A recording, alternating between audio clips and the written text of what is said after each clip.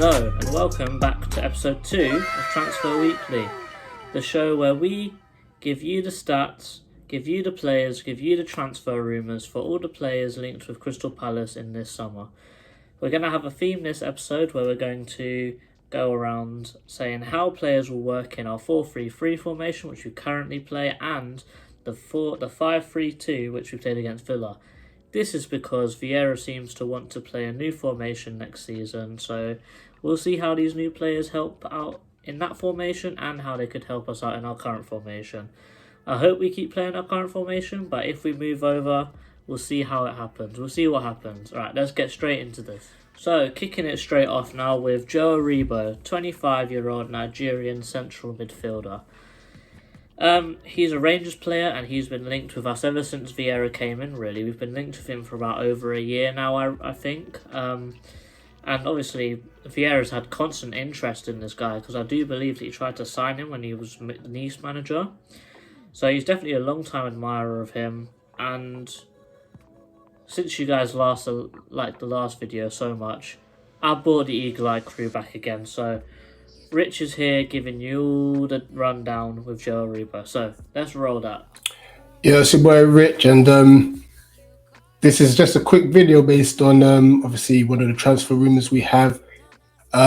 Rangers' very own Joe Aribo. Now, before I go into a bit more detail into like the stats and data that's out there, personally I think it'll be an amazing signing for us. Just obviously looking at his playing style, very direct with the ball. Very good dribble of the ball, can run from deep, kind of similar to like an Eze-esque player, but from deeper. But he can also get into the box and score goals as well. And he's obviously had I feel, a very successful season. Obviously, unfortunately, couldn't cap it up with silverware, losing out in the Europa League final. But with all being said, I think they've had a very good season. So let's actually delve in a little bit more into Joe Aribo. Nigerian international, 25 years of age, which I think it's around the kind of ball mark where, Patrick Vieira is trying to find players. What else would I say? Left-footed player, indeed, but very good with both feet, to be fair to him. Very good with both feet, and he's just naturally gifted, Obviously made the move to Rangers from Charlton, and he's just gone on from then really, and just played very, very well for the Rangers side. Obviously it was Gerrard who brought him in and gave him a chance, and he's kind of thrived being able to play regular football at a high level. Obviously you can see with regards to his playing areas, can play anywhere in midfield. And also can play on the right wing. As you know, I say Vieira likes his players to be versatile, so that's definitely going to hold us in good stead. And it's just his natural control of the ball and stuff is incredible. Very, very good attacking wise. I guess a lot of people ask questions about his defensive work, but he's very physical and strong on the ball.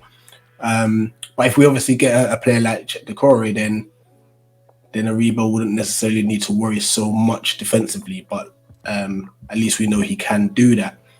Now, it's interesting, obviously, looking at this heat map, that he tends to play most of his football on the right-hand side of the three in midfield,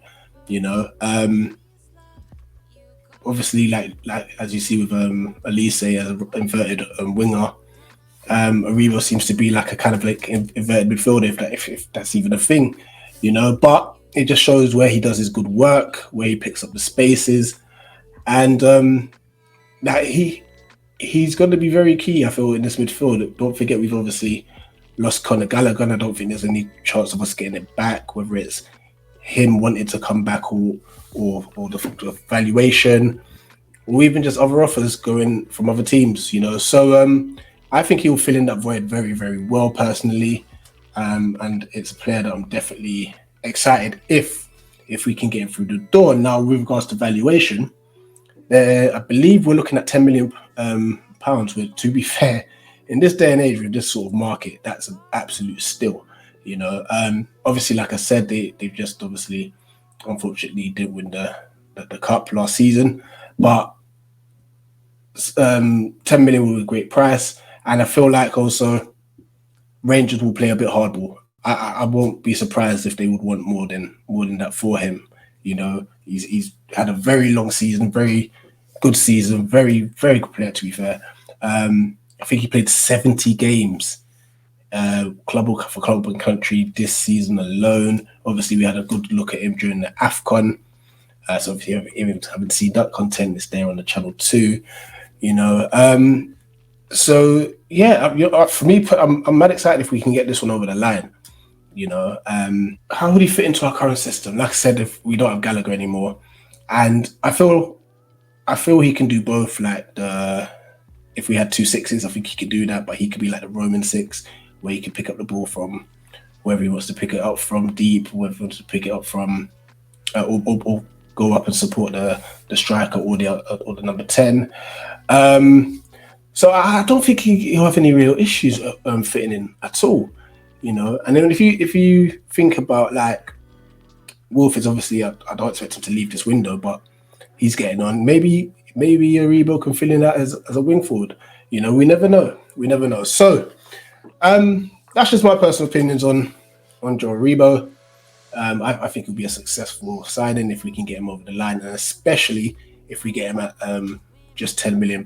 So what I would say, this is if we get Aribo, I'll say it's a 9 out of 10 signing. If we can get him for 10 million or less, that's a 10 out of 10 signing for me. You know, so big up to JC, obviously, for this opportunity to be a part of the transfer weekly. You know, and just obviously keep a lot to Eagle Eye Football for more and more content. Peace. Oh yeah, I agree with Rich completely. You know, if we can pull this kind of player off for under 10 million, I think this is outstanding business. It really is. Like, adding on to what he said about him being a very right-sided midfielder is very similar to Conor Gallagher. Actually, Conor Gallagher was a very right-sided midfielder, and he'll fill in the gap. I think. I don't think he'll fill it in fully, because if you look at the stats, that Gallagher has got much better defensive stats than Aribo. So he won't fill that hole completely, but in progressions and attacking passes, he seems to have that. And he's more an inverted midfielder, if that makes sense. Or as Rich said, a left-footed midfielder playing on the right side of midfield can cut in, have a shot, gets a few of assists. I think the only area which really lacks with Joe Aribo is his finishing. He's only scored 1 goal in all competitions, and I believe that is the final, the Europa final. But you know, it is what it is. You can't find another Conor Gallagher normally, but for someone that's nearly as good and for £10 million, I think this has got to be a class signing. I think with his progression, he's like Eze. You can carry the ball far, looks very comfortable on the ball, but having 2 Ezes in the same team, in the same midfield, is that a bit too light? A bit too attacking? Not sure. We'll see what happens, but you know, I agree with Rich. 9 out of 10 signing if we get him for 10 million or less. Let's hit up the next one. Shit. Doucouré. That's the one. Before we even talk, this guy's the talk of the town, man. This is the guy which is everyone's #1 priority in the transfer window if you're a Palace fan. He is a defensive midfielder. He is my #1 target. He has all the qualities we'll ever need. He does exactly what Kouyaté does and more. He's a defensive enforcer, but he's also got tech. He can play, he can dribble, he can pass, he can shoot. He is an incredible signing, and we need to pay the money that Lens want, because if we don't, I thought this player could get taken away from us. He has done personal terms, but you never know what happens in transfer windows. However, knowing Palace, no noise is good noise, because if we hear nothing and something happens, then you know it is what it is. But as we did with Joe Aribo, we got Rich in, and in this video we got Statman Dan. Everyone likes Statman Dan. He has got immaculate drip in this video, so when you watch it, Say how nice his drip is, please. But he's already done a video on his own channel about Cheick Doucouré, so click the link down in the description to watch that video after this one. But Dan, you can take it away, my friend. Big up JC, big up Eagle Eyed, and big up all the viewers. So today I'm going to talk about Cheick Doucouré. So firstly, why Cheick Doucouré? Firstly, I think he can fit in a lot of roles in the Crystal Palace midfield, which I'll get into in a minute. Also, as well, he's relatively injury-free. I think in the last couple of seasons, he's only missed 4 games due to some sort of absence. And also, as well, he's obviously only 23 or 22, so he's very young and would be a long-term investment for Palace. What about price? Now, obviously, Palace have gone in with an offer. They've actually accepted personal terms, as far as I'm aware. But they're holding out, or Lens are holding out on a better price. So Lens are valuing at about 26 million euros, which at the current rate I think is around about 24 million pounds. I think he's rated between 20 and 25 million. We've lowballed them at about 17, as far as I know, 17 million. Obviously, that's just a way to start negotiations, and eventually, I guess the teams will end up meeting in the middle, unless a third party comes in. As well, the reason why I think 20 to 25 million is that he is 22. He's got a contract until 2024, so Lens will still have him for a couple of years. And supposedly, I found this on the internet, it wasn't verified, this particular source, but apparently he's only on 4,000 euros per week, which obviously, once you translate that into pounds, which is about £3,500, it ends up being nothing compared to other Premier League players. So I think Palace can, bearing that in mind, are able to maybe spend a little bit more on his transfer fee and signing on fee, bearing that in mind. Positioning, so his heat map suggests that he's a very centralised play. He doesn't really tend to help out on the wings. Whether this is a tactical thing or not, I'm not really too sure. Comparing this to the current midfielders, Kouyaté is probably the most similar, because Kouyaté basically covers all the way from both touch lines in sort of like in the defensive and middle thirds. Kouyaté does get a little bit further forwards occasionally, but not that often. Cheick Doucouré's, I think, is the most similar to his, whereas team players like James McArthur and Conor Gallagher, Jeffrey Schlupp, all of their heat maps tend to veer to one side. And yeah, I'm going to get more onto that in a second. So how does he fit in terms of the stats? So again, I compared him to all the other 5 Crystal Palace players. So I talked about tackles, intercepts and dribbled past. In terms of defence, now this is okay to compare because Lens and Palace have roughly the same possession, so we don't need to worry about really adjusting it for possession because it's basically the same. So Doucouré, in terms of tackles per 90, had the most out of him and the other 4 Crystal Palace midfielders I picked: Kouyaté, Schlupp, McArthur and Gallagher. Comparing it to Kouyaté, Doucouré makes 2.2 tackles per game, whereas Kouyaté makes 1.9 tackles, sorry, not per game, but per 90. Interceptions, again, Doucouré was top, and second place was tied between Kouyaté and McArthur. Dribble pass was maybe slightly more disappointing, but still he's at the same rate as James McArthur on 1.3 per 90. Kouyaté and Schlupp were the lowest on 0.8 per 90 dribble pass. Again, whether this is something to do with the tactics, I don't know. But nevertheless, those are the stats.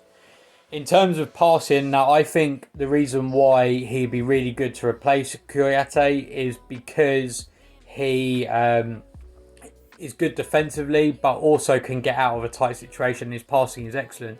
In fact, when you take into account passing accuracy in his own half, opponent's half, and key passes, he was the best of every single player of those players I picked. So in his own half, it was 92%.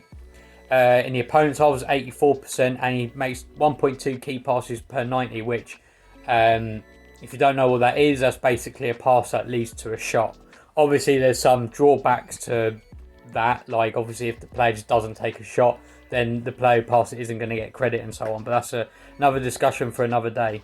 But to put it into perspective, Gallagher had the best percentage in his own half at 90, and the best in opposition half after Doucouré was James McArthur at 77%. So you can see there's quite a big difference in that in the opponent's half. And again, the key passes wise, Gallagher had the most after Doucouré with 1.1 per 90. Now, in terms of his aerial prowess, that was the only downside I really think with this, with him, because Koyate's percentage is about 64%, whereas his is only 51. So that's something that's slightly worse. Now, in terms of the formations, now I have seen people saying that he can't really play as a defensive mid on his own. Well, I think that is probably true, but when Palace play, they tend to drop to a midfield 5. So assuming he's still playing the 4-3-3, he would drop to a midfield 5. So he wouldn't be on his own. He would still have the backup of the left centre midfielder and the right centre midfielder. So that I wouldn't have any worries about. However, I do think he can also play those left and right centre mid roles. Although, again, those left and right centre mid roles are more like Metsala's in the sense of like they help out on the wings, both defensively and offensively. And as we've seen by his heat map, he doesn't really tend to do that. Again, tactics or not, I don't know. Now, Vieira has started playing a 5 at the back. How could he play in that 5 at the back? I think that he would still play a very similar role. He would still play the role of either a shield like Koyate, who's able to distribute the ball very well, or again, I think he could still play that box-to-box role. So it depends on how Vieira sets up the midfield, whether he wants to do it as a 5-3-2-1, or if he wants it as a 5-2-3 or something like that. A 5-3-2. Then I think he can work in both roles. I don't think that's a problem. I think whether we play a 4-3-3 or a 5 at the back, then it will be roughly the same, I think, in terms of what he's asked. My rating for the transfer is an 8 out of 10. Obviously, it's dependent on the price. I'll say 8 out of 10 if we get him, but if we get him for a good price, then I would bump that up to potentially a 9. Okay, thank you very much for listening and take care. Great analysis, Dan. Great analysis. Doucouré seems to have everything we'll ever need. It looks like with how Lens play, that they play it in sort of a very similar formation to the 5-3-2, that they play sort of like a 4-3-4, but that's sort of the formation that we will transition to when we're in the attack in that formation. As Dan said, that he's not very capable defensive midfielder on his own, but I think that we'll play in both formations. We play in a double pivot. He'll play next to someone who is a box to box. He'll play next to someone that's more like Joe Aribo. So he'll have someone to help him in the defensive third. He won't be overrun because he'll have help. And in this double pivot, he can show off another one of his amazing attributes in his stats. That his passing numbers are incredible. Like, just have a look. Just look right here. Yeah. He is able to get out of very sticky situations with a nice little bit of cool, calm, collected dribbling, beat a man, progress the ball forwards. He is everything we could ever need, and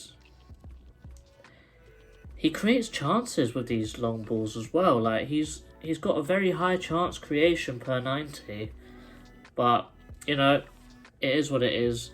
Both formations, he'll be perfect.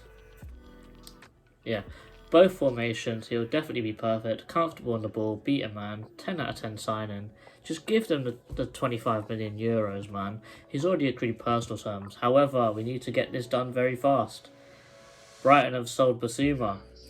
That means they've got £25 million to spend on another defensive midfielder. And they are also interested in him. So, Parish, please, get the card out. We'll pay it off later, but just get that card out and tap it. You might want to increase your limit, though. Levi Colwill is a very talented 19-year-old centre-back from Chelsea. He had a very successful loan season at Huddersfield last year in their campaign through the playoffs. They were very unlucky not to win it in the end and get promoted into the Premier League, but this is the best time to strike on a player like this. Made a good account for himself. Unfortunately, he did score the own goal in the player final. But here's Nate. Here's more stats. Here's more analysis. Take it away, Nate. How's it going, guys? It's Eagle Eyed Football's Nate here with a quick rundown of Levi Colwill, the young Chelsea defender who was on loan at Huddersfield Town last season. He plays more as a left-sided centre-back, so you'd argue that he'd probably be ideal cover if we can pull it off for Mark Gay, who of course we also signed from Chelsea last summer. So I guess the first question you're asking is, why Levi Colwill? Well, I think he fits the remit of Patrick Vieira's squad, which is young, hungry, and arguably unproven. Obviously, Colwill spent a whole season on loan at Huddersfield Town and was part of the team that got them to the Championship playoff final, which of course they went on to lose narrowly to Nottingham Forest. But he made a fairly good impression at Huddersfield Town and has quite clearly caught the attention of a number of high-profile Chelsea fan accounts who are talking about him potentially being another player to watch out for in terms of their youth ranks. If you were to ask me how much do I think it would take to potentially price him away from Stamford Bridge via either a transfer or a loan, transfer fee, I think you're realistically looking at no less than £15 million, and that's at the lowest. I think Chelsea will be itching to get as much money as they can, considering that obviously Todd Boehly, who's now the new Chelsea owner after the protracted sale of the club from the stewardship of Roman Abramovich, has now been concluded. I think Chelsea are pretty much not ideally looking to sell, but if needs be, they will. And do I think Levi Colwill would suit our system and suit how we play? In some ways, yes, and in some ways, no. But that's the beauty of being a football fan. We're not paid to make those big decisions. That's down to the managers. If I could give this transfer a rating out of 10 in terms of probability, I would say 5 out of 10. I don't see it happening personally. I think he's a little too young for what we're trying to look for. Obviously, we are also linked with Ronnie Edwards from Peterborough United, but there's not real much traction in terms of Palace transfer rumours as of late. But let me know what you think, and thanks for watching the video. Big up to JC as well for doing these Transfer Weekly specials. Up the Palace. Yes, mate, Levi is an extremely highly sought-after player right now, and he's got a very similar pull and a very similar eye test to what Mark has done. I think it'll be an amazing signing for us for the four at the back formation and the 5 at the back formation. However, I don't believe that if we get him in, I think that it'll be a little bit disjustice to him, because unfortunately I don't see him displacing Anderson or Gay at the back. And I think that if you buy someone like him who's aspiring and who's definitely good enough to start in the Premier League right now, it'll be like you'll be stumping his growth. And I think that because we did the exact same thing for Mark, I think the Chelsea representatives are going to look at it and go, Crystal Palace cannot like do this to us 2 years in a row for the same kind of player. But you know, you never know. I think it's a good idea to go for it. But he's a very left-sided defender, and that's sort of where Mark plays. And as I said, I don't think he'll be able to dislodge him. But I think he'll still be a great acquisition because of how young he is, actually. Because there's no reason why in that 5-back formation he couldn't play at the right side of the 3 centre-backs, because he's young, he can still adapt. I know he's played in all across the back line in his youth career, so I don't see why we couldn't try and fill him in over there, make him more comfortable over there. But he is left-footed, so we might have to train that up a bit. But, you know, he needs game time. I think if we're really serious about this 5-back formation, I'd say he's one of our top targets. But if we're still sticking to 4-3-3 as a main goal, I don't think we need to spend that much money on a centre-back again. But, you know, 7 out of 10 if it would happen. It's great squad depth, but likelihood of it happening, I'd say probably about a 5. And I think with someone like him, alone is probably the best way forward. The last transfer we're going to look at is Eddie Nketiah. He's a player that Vieira also wanted from the start of the season when he took over with us. He's definitely been a long time admirer of him. Arsenal connection again. He looks like he seems to be stalling for his contract at Arsenal. Actually, he's a free agent right now. I don't see why he's stalling, because they're offering him big money, and that is one of the reasons why he rejected us in the first place, that we wouldn't pay him enough money.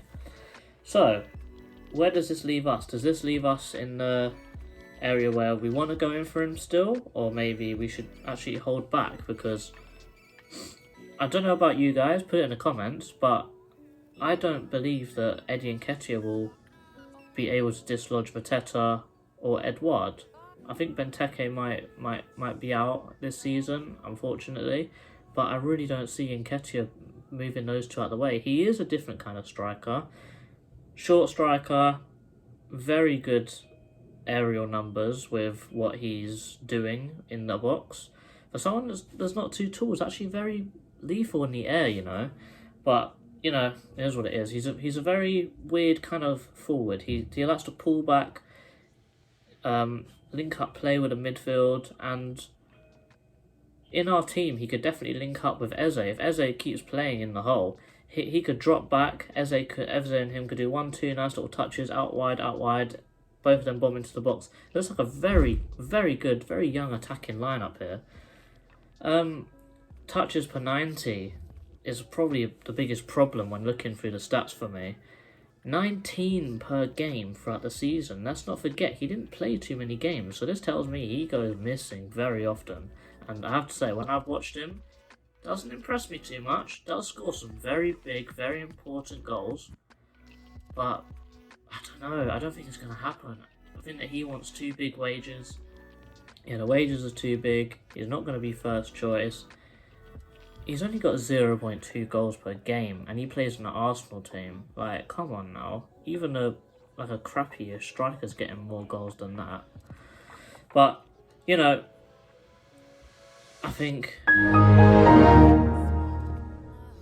if he comes in and plays well, I think it's 7 out of 10 if we can get the low wages. But I think that we won't offer him what he wants in the wages department. So 4 out of 10 for me. Too much money, not lethal enough in front of goal. Probably not a good enough player to take in that kind of money.